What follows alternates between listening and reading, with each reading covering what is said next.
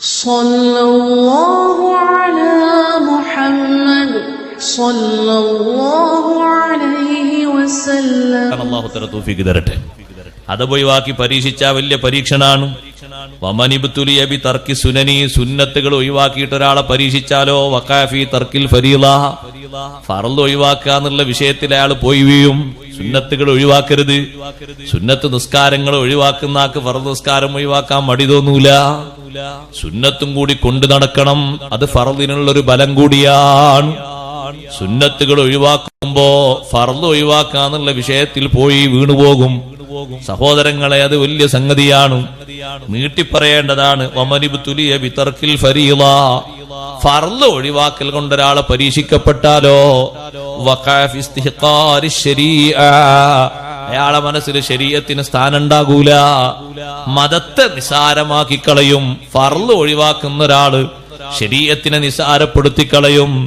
ഒമനിബ്തുലിയ ബിദാലിക, ശരീഅത്തിനെ നിസാരപ്പെടുത്തിയിട്ട് ഒരാളെ പരീക്ഷിക്കപ്പെട്ടാലോ വഖാഫിൽ കുഫ്രി, കുഫറിൽ വീണുപോകും. അല്ലാഹു കാത്തുരക്ഷിക്കട്ടെ. അതോടുകൂടെ കഴിഞ്ഞു. അപ്പൊ പരീക്ഷണം ദുനിയാവിൽ ഒരാൾക്ക് കിട്ടിയെന്ന് കരുതിയിട്ട് ഒന്നും കുറയാനില്ല. 50 കൊല്ലം ഒരാൾ നല്ല ഇബാദത്ത് ചെയ്ത് ജീവിച്ചു. 50-ാമത്തെ വയസ്സിലേക്ക് രോഗം വന്നു, വിഷമിക്കൊന്നും വേണ്ട.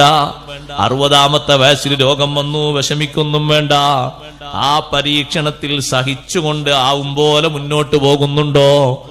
ആരോഗ്യകാലത്ത് ചെയ്ത അത്രയും കണക്കാക്കി അനാരോഗ്യകാലത്ത് തരാൻ വേണ്ടി അല്ലാഹു തആല മലക്കുകളോട് പറയും. പക്ഷെ ആ കാലത്ത് ചെയ്യണം, ചെയ്യാതെ കിട്ടൂല. 60 വയസ്സായപ്പോ ഒരാൾക്ക് രോഗം ബാധിച്ചു. അയാൾക്ക് നിന്നുസ്കരിക്കാൻ കഴിയുന്നില്ല, ഇരുന്നുസ്കരിക്കാനേ കഴിയുന്നുള്ളൂ. ഇരുന്നുസ്കരിക്കുമ്പോൾ അയാളെ മനസ്സിന് ഒരു പ്രയാസം, പഠിച്ചാൽ ഇത്രയും കാലം ഞാൻ നിന്നാ നിസ്കരിച്ചത്, ഇപ്പൊ ഇരുന്നായി പോയല്ലോ എന്ന് പ്രയാസം തോന്നുന്നുണ്ടാ.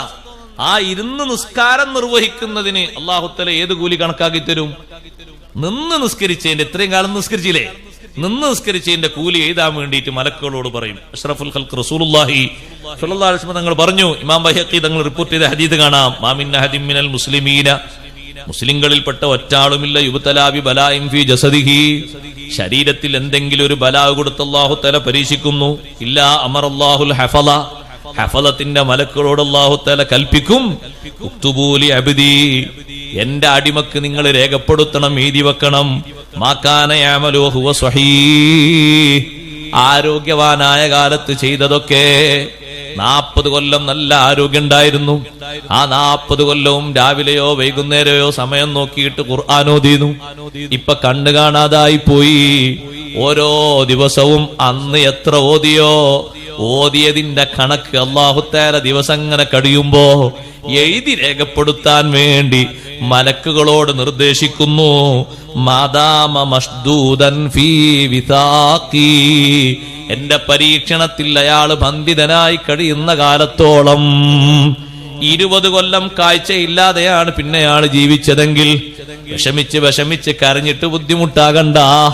ആരോഗ്യകാലത്ത് കണ്ണുകൊണ്ട് ചെയ്ത ഹസനാത്തുകൾ എഴുതാൻ വേണ്ടി മലക്കുകൾ അല്ലാഹു ഏൽപ്പിക്കുന്നു. ഓരോ ദിവസവും അത് കണക്കാക്കി എഴുതാൻ പറയുന്നു. വെള്ളിയാഴ്ച അയാള് ഖുർആനിലേക്ക് നോക്കിയിട്ട് അൽകഫ് ഓതിയിരുന്നു. ഇപ്പൊ കണ്ണു കാണുന്നില്ല, അതുകൊണ്ട് നോക്കിയോതാൻ കഴിയുന്നില്ല.